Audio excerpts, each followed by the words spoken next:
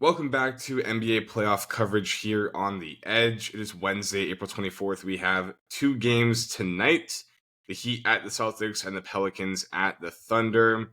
Yesterday, I went 1-2 on my player prop picks. Braxton had a couple of close calls, no hits on his first basket picks, but still up 23 units since we started this show. So still doing very well overall.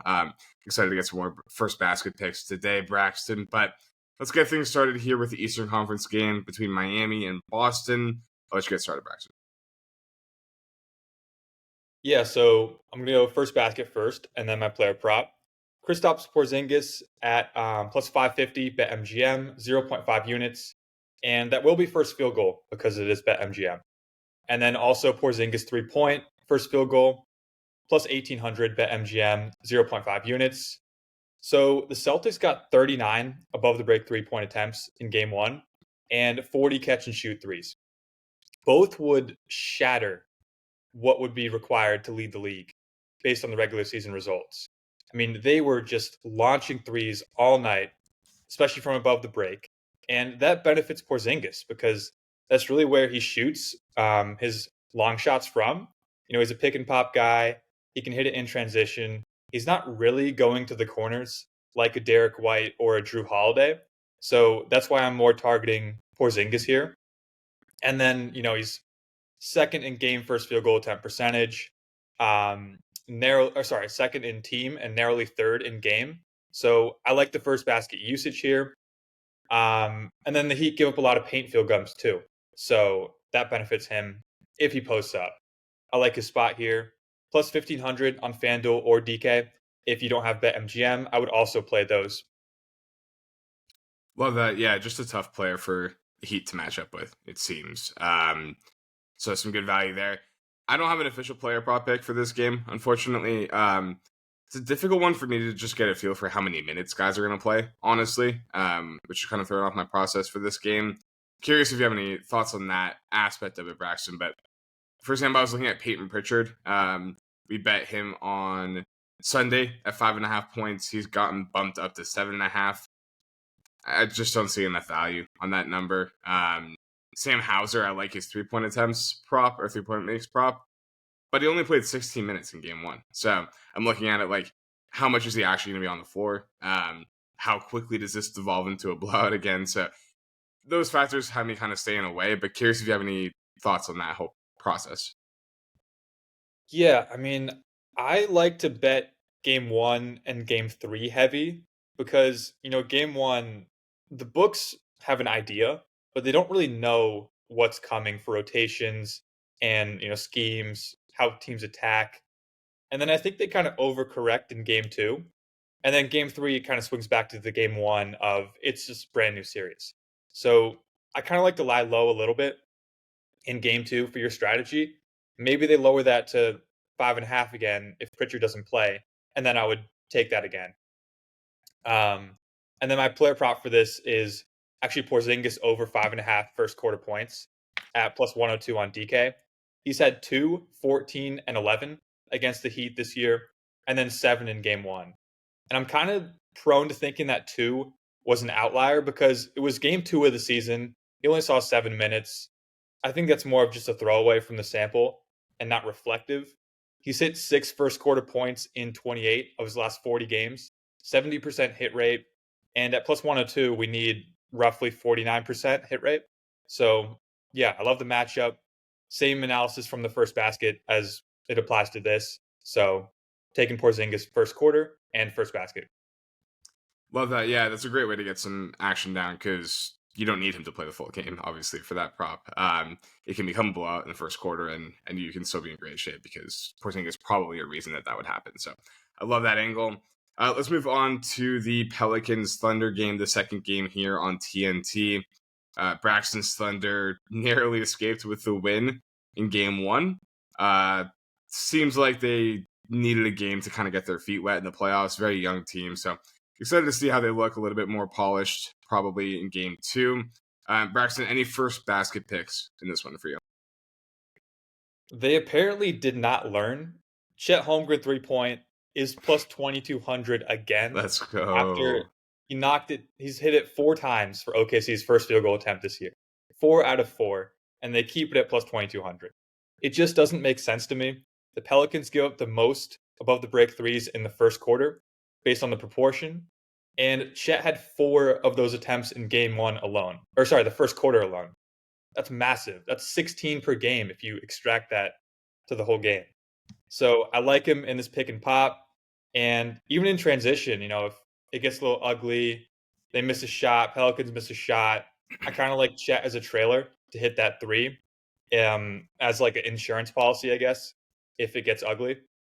So yeah, I mean, I'm taking first basket at plus 500, 0.5 units, and then first field goal, 0.5 units, plus 2,200 bet MGM. And if you don't have that, it is at plus 1,800 FanDuel, although DK has been smart and kind of nerfed it to plus 1,300. Love it. Was hoping you'd go back in that direction.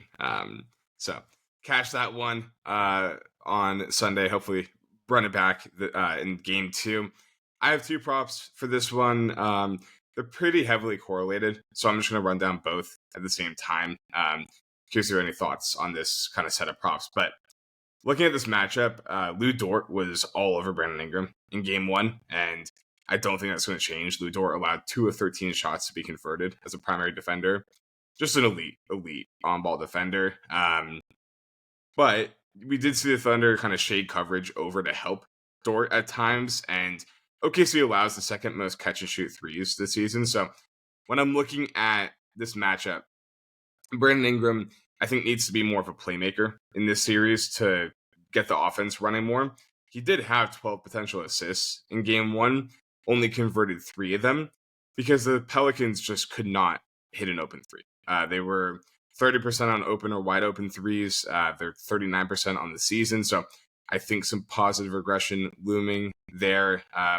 Ingram's still over that assist number in 7 of his last 11 games without Zion. So I think there's still plenty of potential in that one. And then heavily correlated prop right next to it is going to be Herb Jones over 1.5 threes. And I did ladder a little bit at over 2.5 as well. He saw 8 wide open 3-point attempts in game 1. Seems like the Thunder are just pretty comfortable letting him shoot. And it makes sense. He's 7 of 29 from 3 against them this year, 24%. But I think regression's going to have to hit at some point. He's a 41% 3-point shooter this season, 45% on a wide open 3. So if he keeps getting those looks, they're going to start to go down, I think. And he's seen 6+ 3-point attempts in all 4 games against the Thunder this season. And he's hit the over on that 3-point prop in 9 of 11 games where you see 6+ attempts, 17 of 21, 81% with 5+ attempts. His minutes are safe in this series. His defense is super important against Shea. 33 minutes in game 1. It could be even higher in this one. And I don't think the road environment phases him at all. He did hit a 3 with like 3 minutes left in game 1 to tie the score. And I just don't think he's going to be phased by this environment. I just think he got unlucky with his shots not falling. So if you want to reduce your risk on these 2 props, they are pretty correlated. If Brandon Ingram kicks out to Herb Jones and he misses the 3, going to be painful. But hopefully he knocks those down and we hit both of these. So Brandon Ingram over 5.5 assists and Herb Jones over 1.5 threes. Curious your take on those, Braxton. Yeah, I love the Herb play because OKC allowed the most corner attempts in the regular season. It's just kind of how they play defense. They really do shade inside and collapse and help on drivers and the pick and roll. And I don't know if it's by design or it just happens, but teams just get corner attempts all game against them. Herb Jones has been a very good corner shooter this year, a lot of volume. So I do like that. I think the ladder, if it's good enough odds, play it like 3 and 4 even. I don't know. What are your thoughts on that? Yeah, I mean, you can ladder all the way up to 4. I did get, let's see what odds I grabbed. Last night on FanDuel, it was plus 220 on over 2.5 threes, so 3+ threes. Didn't look at 4, but yeah, if you want to get aggressive, I think that could work. Curious, is there any credence to Herb Jones' 3-point attempts first basket potentially? His first basket volume was really low, and I kind of expect Chet to hit or to win the tip off. Yeah. So I don't think I would play it unless it's like plus 4,000 and up. Okay. Okay. Good to And know. it could be. I haven't looked at it. It could be. Yeah. Anything else you like in this game, Braxton? I'm going to play Chet over points, 15.5 at minus 118 on DK. So he's had 19, 20, 16, and 15 in 4 matchups this year against the Pels. And that's despite going 6 for 23 from 3-point over those span. So 26% from 3 on almost 6 attempts per game. I think regression happens. He's going to knock down more shots. And if that happens, he's going to be 20, even close to 25 points if he gets the volume that he's been having against him. He's a transition threat. I don't see Valanciunas catching up to him during that. Even Nance isn't fast enough to catch up with him. And then finally, he's a big lob threat too, because Valanciunas, he just doesn't have the athleticism or, the vertical ability to contest him on that. And I'm also kind of thinking they give him the role because SGA, they can't let him go 1v1 and get that angle. So they're going to slide over. I kind of see Chet Holmgren open on that role. Yeah, love that. I could definitely see this being a big check game. Just pulled it up while you were talking. Herb Jones' first basket 3-point attempt is plus 3,200 on FanDuel right now.